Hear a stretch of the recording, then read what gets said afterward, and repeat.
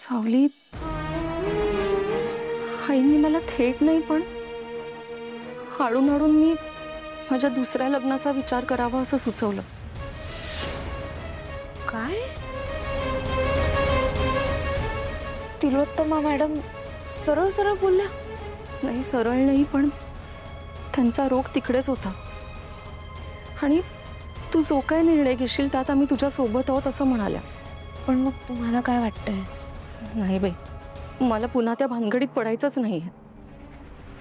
एकदा पडले, आता परत नाही.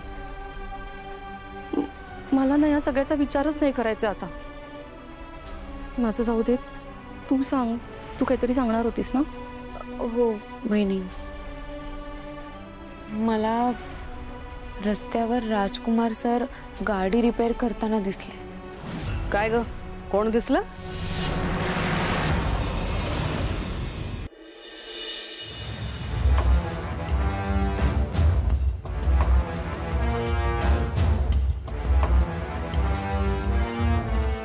काय असा काय चेहरा केलायस? दिसलं कोण तुला? कोण दिसलं? आता तूच म्हणालीस ना कोणीतरी दिसलं म्हणून.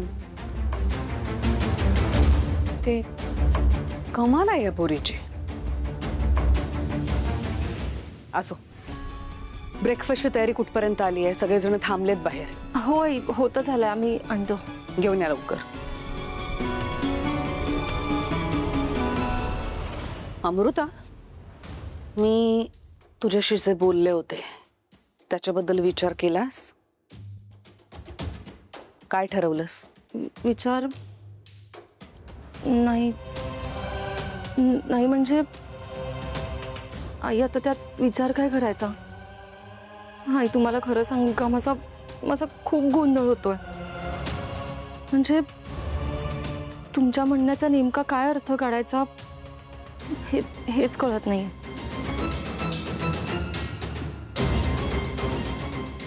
वरून ताकबात नाही ना ओळखता येत तुला? तोच तुझा प्रॉब्लेम आहे. नाहीच येत तुला ओळखता, म्हणून तू अजूनपर्यंत किचन मध्ये आहेस. मी काय म्हणाले होते तुला? मागचं सगळं काही विसरून जायचं, भविष्याचा विचार करायचा. पूर्ण आयुष्य पडले तुझ्या समोर. आता याचा अर्थ काय होतो? म्हणजे याचे अनेक अर्थ निघू शकतात, पण तुझ्यासाठी याचा एकच अर्थ असू शकतो. तो काय आहे त्याचा विचार कर. नीट विचार कर आणि मग मला सांग. नाहीतर मला जे तुझ्यासाठी योग्य वाटेल ते मी करेन.